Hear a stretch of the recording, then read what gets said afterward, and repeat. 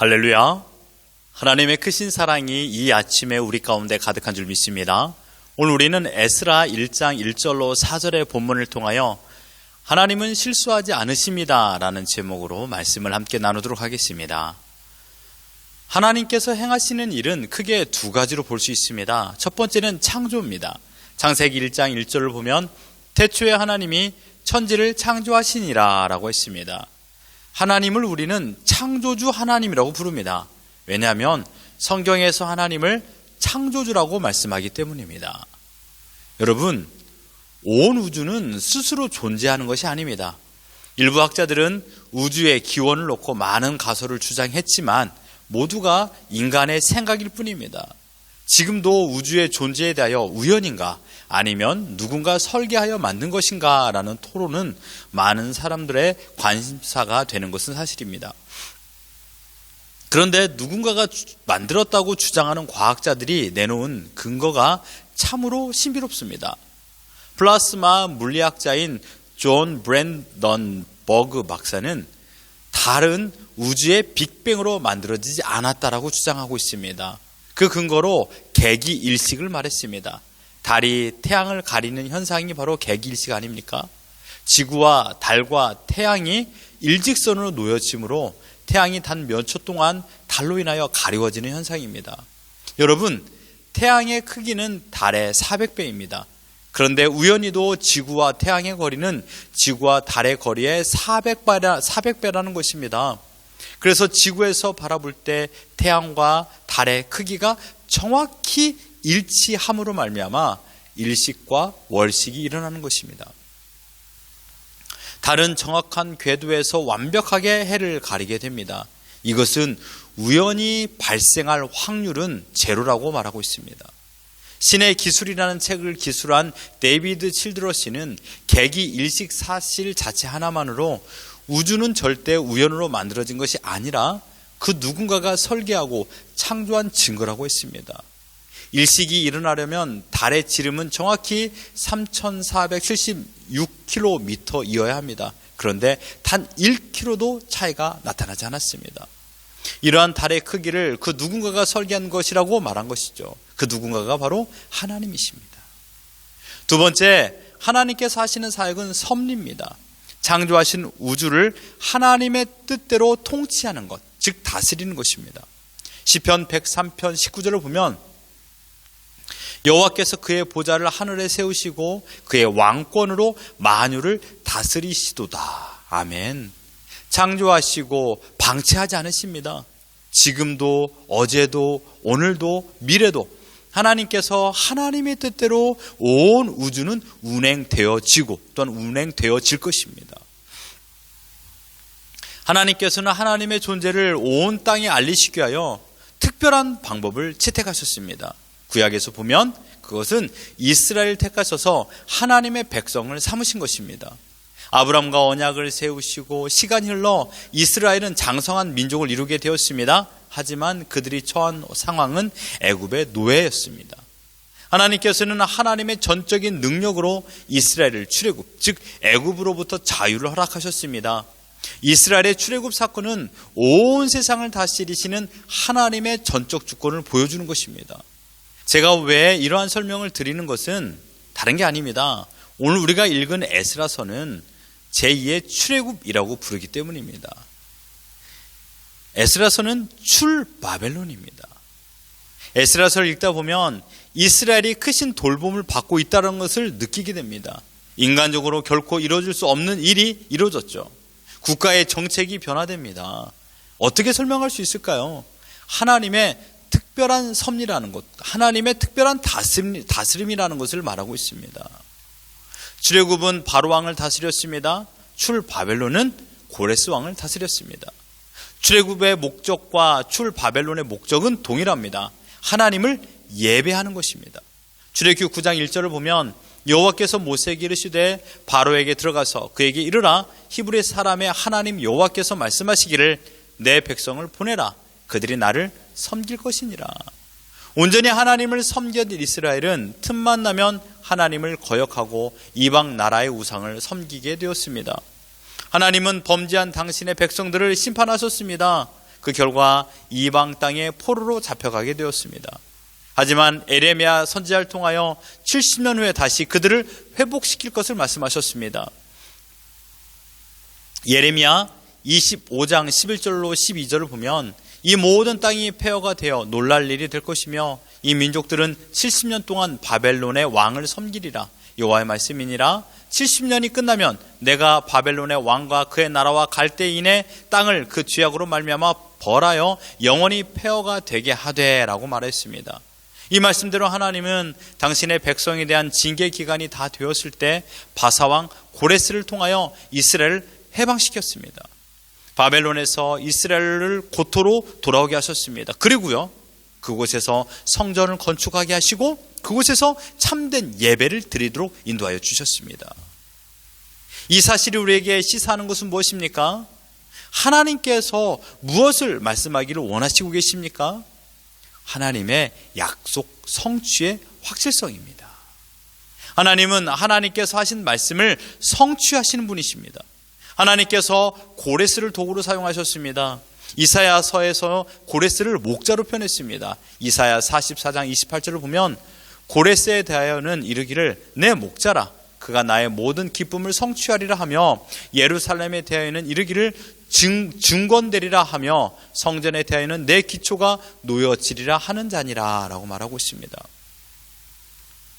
하나님께서 인생을 설계하지 않으신다라면 어떻게 태어나지도 않는 사람의 일을 예언할 수 있으며 그 사람이 왕이 되어 어떠한 일을 할지, 특히 그가 당시에 가장 강한 나라를 누르고 온 세상을 통치하게 될지, 또 자신에게 이득이 되지 않고 손해가 되는, 즉 자신의 종으로 삼은 백성을 해방시키는 일을 할 것인지를 알 수 있었을까요?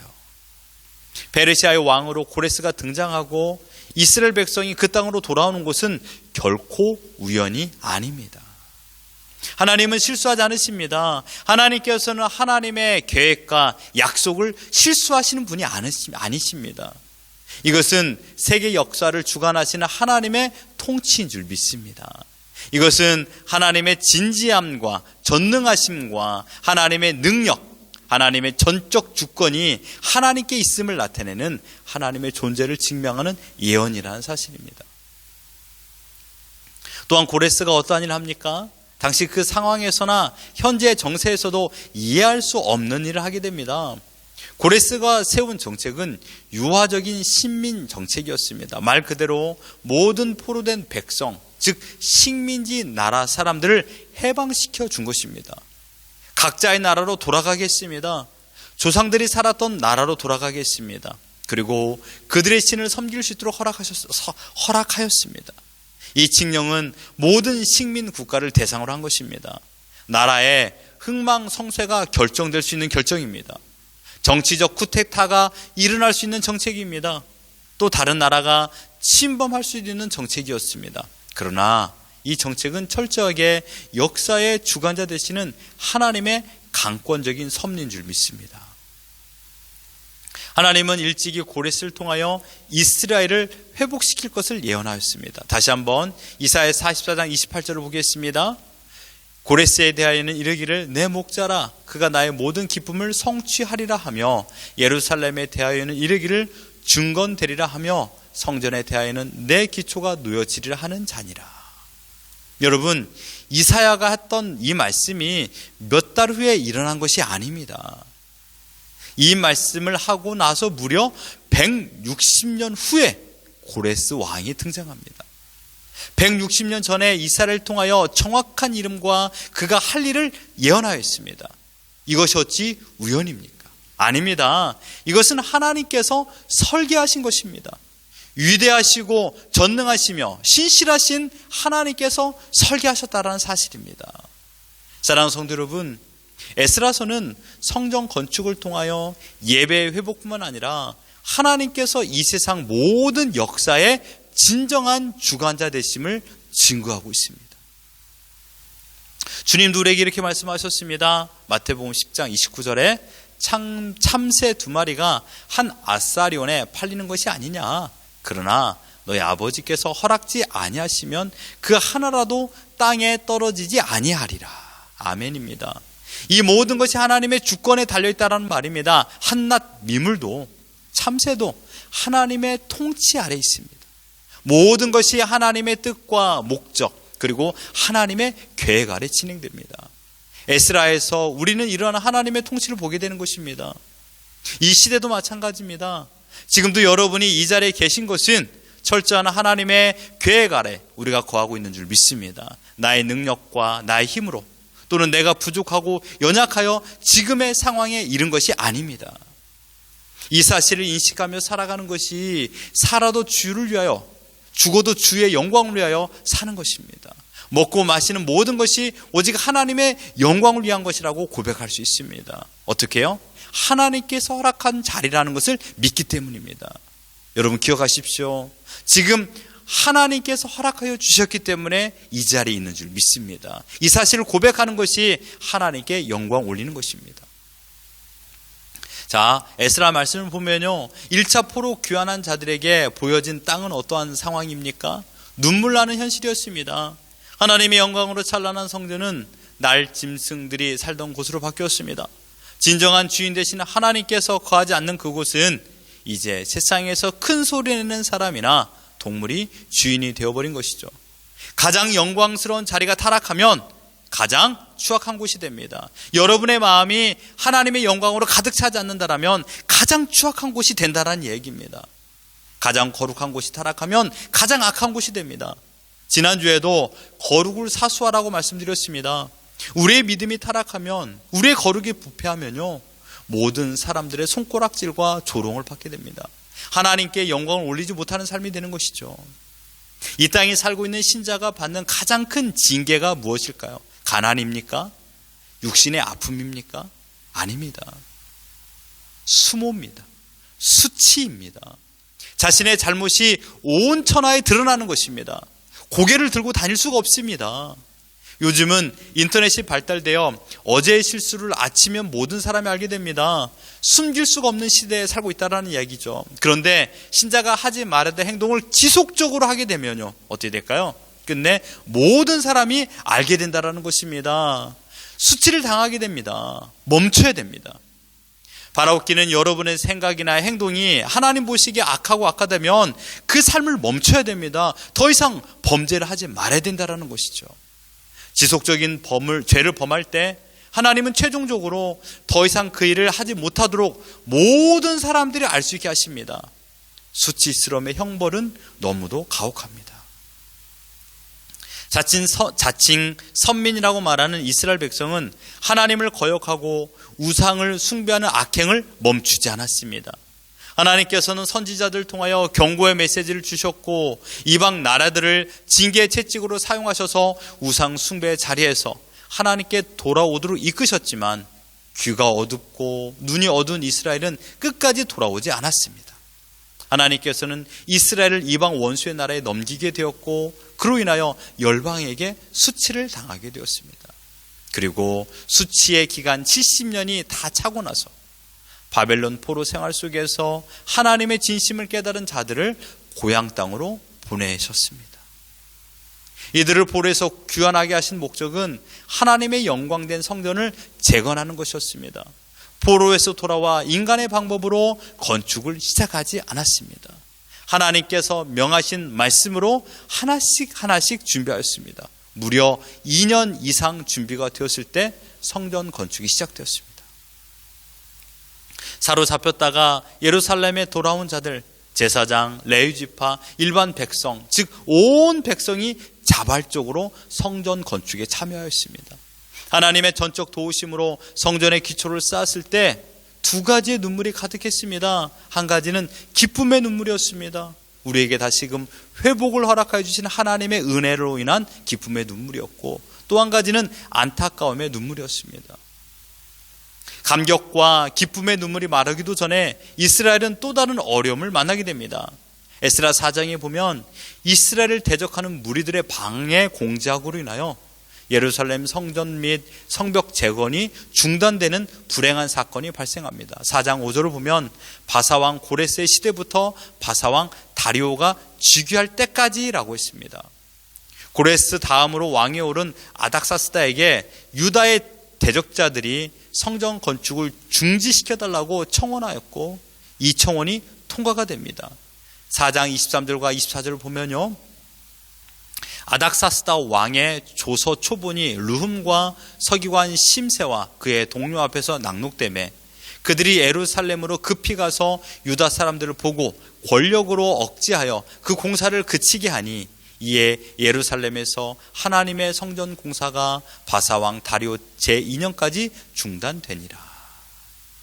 사마리아인들의 집요한 방해로 무려 16년 동안 예루살렘 성전 공사가 중단되었습니다. 여기에는 숨겨진 음모가 있습니다. 여러분, 이유 없는 어려움은 없습니다.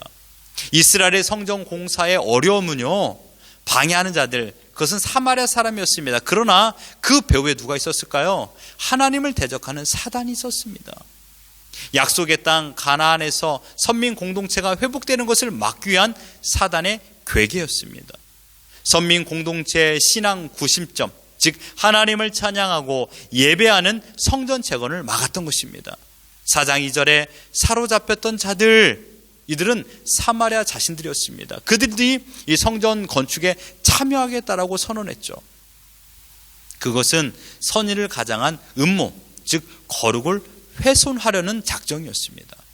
사단은 하나님께 예배하며 경배하려는 것을 차단하려고 낙심과 절망을 가져다 줍니다. 의욕을 잃게 만들기도 합니다. 심지어 정치력을 이용하고요, 하나님의 구속사를 방해하려는 사단의 괴계는요, 때로는 우리의 육신을 아프기도 하고요, 관계를 어렵게 하기도 하며 우리를 음흉한 마음을 갖게 하기도 합니다. 놀랍게도 이스라엘 백성이 어떠한 태도를 보였을까요? 하나님 앞에 무릎을 꿇고 기도했을까요? 아니요, 그렇지 않았습니다. 핫겟을 보면 이스라엘 자손들은 성전 건축의 의욕을 완전히 상실하고 그저 현실에 안주하여 자기를 위한 안일한 삶을 살았다고 하였습니다. 핫겟 1장 4절을 보면요, 이 성전이 황폐하였거늘 너희가 이 땅에 판벽한 집에 거하는 것이 옳으냐. 여기서 판벽한 집이라는 것은 지붕이 반듯한 집, 그러니까 2층 양옥집을 말합니다. 하나님의 성전은 황폐되었다고 했습니다. 황폐라는 단어가 하레브입니다. 이 뜻은 가뭄으로 타버리거나 바싹 말라 아무런 생명력을 찾아볼 수 없는 상태를 말하고 있습니다. 하지만 이들은 어떻습니까? 자신들의 만족을 위한 삶을 살고 있었다라고 하고 있습니다. 더 이상 하나님은 이스라엘을 방관하지 않았습니다. 이스라엘의 인생을 깊숙이 개입하셔서 선지자 핫게와 스가랴를 세우셔서 하나님의 뜻을 전달하십니다. 핫게와 스가랴의 예언과 동료가 이스라엘 지도자들을 일으켜 세웠고, 그리고 그 지도자를 비롯한 백성들이 일어나 다시금 성전 재건 사업을 시작하게 됩니다. 핫게 선지자는 과거 솔로몬 성전을 직접 목격했을 정도로 연로한 나이였습니다. 스가랴 선지자 또한 성전 건축에 대한 예언 사역에 큰 비중을 두며 말씀을 증거했습니다. 어느 시대에 리더는 깨어있는 사람이 되어야 됩니다. 여기에서 깨어있다라는 것은 하나님을 온전히 섬기는 자를 말하고 있습니다. 이 시대에 이러한 깨어있는 자들이 필요합니다. 나이가 많던 적던, 직장이 어떠하든, 지금 우리의 형편이 어떠하든 중요한 것은 깨어있어서 시대를 바로 보고 바른 믿음으로 방향을 제시할 수 있어야 됩니다. 이 시대에 필요한 자는 누구일까요? 영적 열정과 능력 있는 사람도 필요합니다. 그러나 더 중요한 것은 깨어서 방향을 제시할 수 있는 사람이 필요합니다. 난국의 어려운 상황 가운데 정말 방향을 제시할 수 있는 리더가 필요하죠. 신자의 정체성을 확립하고 말씀을 바로 이해하는 자가 필요합니다. 누가 이 일을 해야 될까요? 바로 이 자리에 계신 여러분들이 말씀 앞에 바로 서서 세상과 타협하지 않고 시대를 깨우는 바로 미터의 역할을 해야 됩니다. 이것이 우리의 사명입니다. 사랑하는 성도 여러분, 이 문구를 기억하십시오. 우리는 사도적 권위를 주장하는 자들이 아니라 사도적 책임을 감당하는 자들입니다. 이러한 사명자의 삶을 살아가기를 주님의 이름으로 축원합니다. 이렇게 지도자와 예루살렘에 있던 자들이 마음을 새롭게 하고 16년 동안 미뤄졌던 성전을 다시 짓기 시작했습니다. 어느 정도 시간이 흘렀을까요? 또다시 난관에 부딪힐 수 있는 상황이 일어납니다. 5장 3절을 보면 그때 유브라데 강 건너편 총독 다뜨네와 스달보스네와 그들의 동관들이 다 나와 그들에게 이르되 누가 너희에게 명령하여 이 성전을 건축하고 이 성곽을 마치게 하였느냐 하기로. 누가 당국의 허락 없이 성전 건축에 임했느냐 라는 말입니다. 관리를 나온 다뜨네는요, 그냥 평범한 지방 공무원이 아닙니다. 지방 총독입니다. 페르시아 제국의 서편을 관할하던 총독이었다는 말입니다. 그의 출현은 이스라엘에게 위협적인 존재일 수도 있지만 반대로 총독이 성전 건축 허락만 나오면 순조롭게 건축 일을 할 수 있겠다라는 긍정의 긴장이 흐르고 있는 것입니다. 그들은 예루살렘까지 와서 건축 현장을 조사하였습니다. 그들이 취한 조치는 공사를 중단시키는 것이 아니라 다리오 왕에게 보고하고 지시를 기다리는 것입니다. 총독의 권한으로 건축 공사를 중단시킬 수 있었지만 그런 5절을 보면요, 하나님이 유다 장로들을 돌보셨으므로 라고 말하고 있습니다. 무슨 의미입니까? 다시 한번 하나님의 전적 주권이 나타나고 있다는 것입니다. 고레스의 칙령으로 포로 귀환을 했던 것처럼 하나님께서 모든 일의 주관자이심은 밝히 드러내고 있습니다. 여기에서 돌보셨으므로 라는 단어는요, 알세베라는 단어인데 이 뜻이 하나님의 눈이 유다 장로들의 위에 있었다라는 것입니다. 하나님께서 이들을 친히 목도하고 있었습니다. 학개서 2장 4절에 그러나 여호와가 이르노라 스룹바벨아 스스로 굳세게 할지어다 여호사닥의 아들 대제사장 여호수아야 스스로 굳세게 할지어다 여호와의 말이니라. 이 땅 모든 백성아 스스로 굳세게 하여 일할지어다 내가 너희와 함께 하노라 만군의 여호와의 말이니라. 믿습니까? 하나님께서 동일한 표현 스스로 굳세게 하라를 삼중적으로 사용하여 강조하신 부분은 성경에서 이것뿐이 없습니다. 결단을 촉구하는 것이 아닙니다. 굳세게 할 수 있는 원인을 제공하고 있습니다. 내가 너희와 함께 하기 때문에 너희는 굳센 믿음을 가져라 이것입니다. 만군의 여호와 강하고 능하시며 신실하신 하나님께서 너희와 함께 하시기에 두려워하지 말고 스스로 굳세게 하여 성전 건축에 임하라는 말씀입니다. 더 이상 해방자들과 권세자들을 두려워하지 마라. 그들은 결코 나 곧 전능자 하나님을 이길 수 없다라고 말씀하고 있습니다. 사랑하는 성도 여러분, 우리가 믿는 하나님은 그저 신앙 고백에서만 존재하는 하나님이 아니십니다.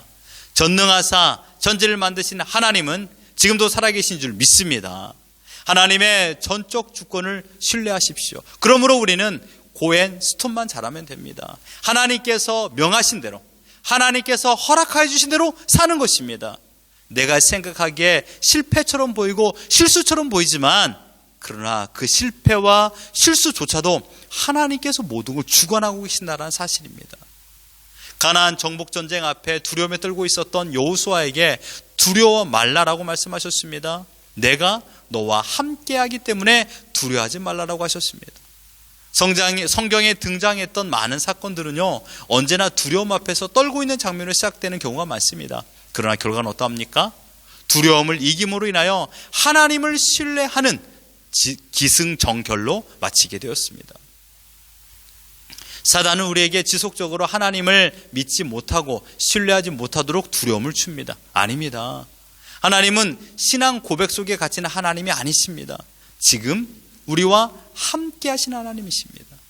주님이 떨고 있는 제자들에게 이렇게 말씀했습니다. 요한복음 16장 33절에 이것을 너에게 이르는 것은 너희로 내 안에 평안을 누리게 하려 함이라. 세상에서는 너희가 환난을 당하나 담대하라. 내가 세상을 이겼노라. 세상을 어떻게 했다고요? 세상을 이겼노라. 믿습니까? 예수님께서 세상을 이기셨습니다. 즉 우리와 함께 하시는 하나님께서 세상을 이기셨습니다. 세상을 하나님의 손으로 지금도 다스리고 계십니다. 하나님의 손이 온 땅을 통치하고 있는 걸 여러분 믿으십니까? 하나님께서는 사명을 부여하는 사역자들 스스로 일하도록 하지 않으십니다.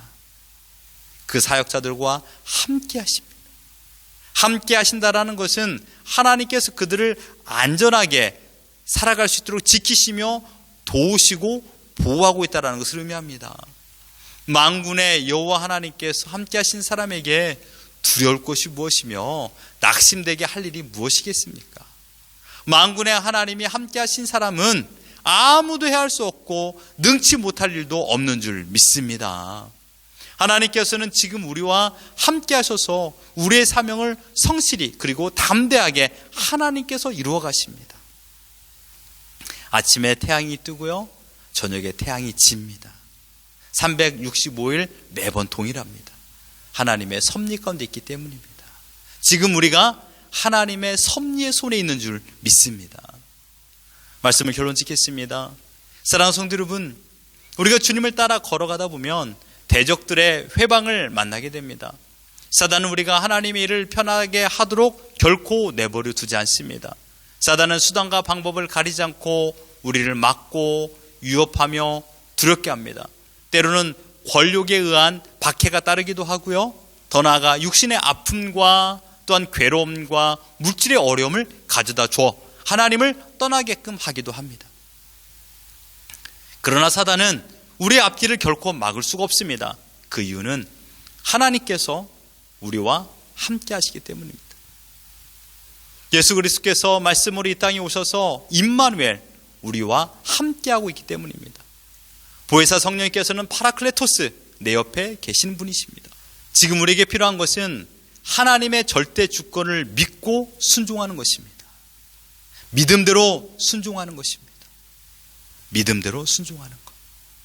하나님의 살아계심을 믿고 하나님의 통치를 믿고 따라가는 것입니다.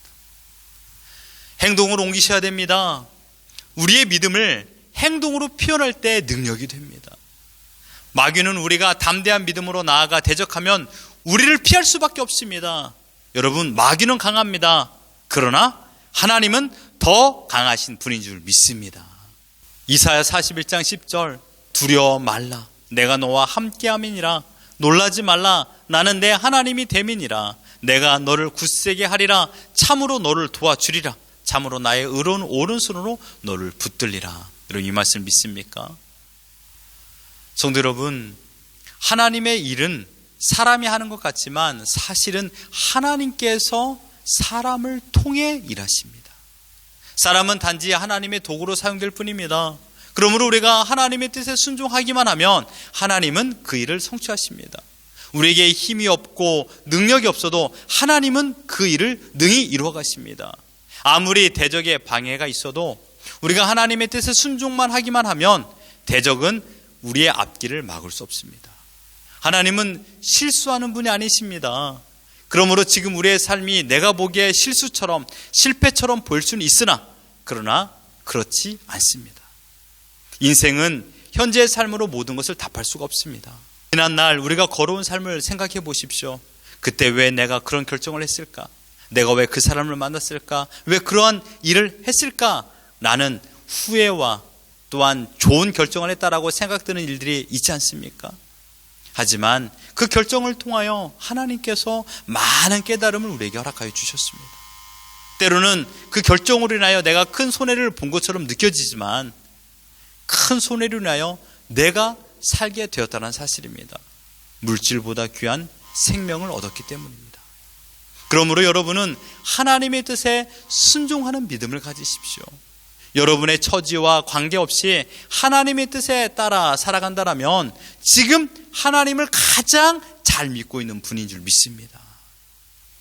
하나님께서 끝내 원하시는 일을 하나님께서 이루십니다. 내가 하는 것은 무엇일까요? 오직 하나님의 말씀에 순종하는 것입니다. 지금 여러분의 육신의 공고함과 가정의 어려움과 물질의 어려움이 있습니까? 실패된 인생이라고 생각하십니까? 잘못된 선택이라고 생각하십니까? 그러나 하나님은 그 뒤에 배후에 모든 것을 주관하고 계십니다. 이때 중요한 것은 무엇입니까? 나의 믿음입니다. 잘못된 선택이라면 회개하고 주님께 돌아오는 것이요, 또한 하나님께서 원하신 일이라고 생각한다면 그 믿음을 가지고 끝까지 그 자리를 지키는 것입니다. 여러분 기억하십시오. 하나님은 실수하지 않으십니다. 하나님께서 모든 것을 이루어 가십니다. 많은 사람들이 예수 그리스도의 십자가의 죽음이 실패다라고 말하지만 그러나 그것은 실패가 아닙니다. 완전한 승리를 우리에게 허락하여 주셨습니다. 이 놀라운 은혜가 지금 우리와 함께하고 계십니다. 하나님께서는 지금도 창조하신 모든 것을 통치하고 계십니다. 우리는 지금 하나님의 손에서 통치되어 가고 있습니다. 이 놀라운 은혜를 기억하며 오직 하나님과 동행하며 살아가는 우리 모두가 되기를 예수 그리스도 이름으로 축원합니다.